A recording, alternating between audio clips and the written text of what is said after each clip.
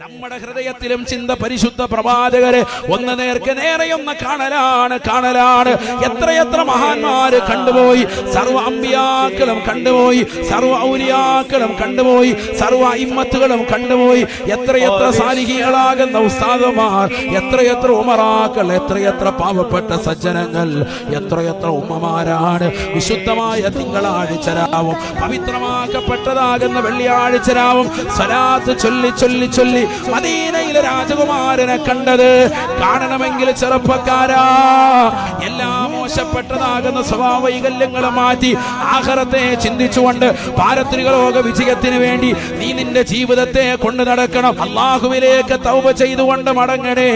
അല്ലാഹുവേ പടച്ച റബ്ബേ, ആ പ്രവാചകരെ ഒന്ന് സ്വപ്നത്തിലും ഉണർവിലും കാണാൻ തൗഫീഖ് നൽകണേ.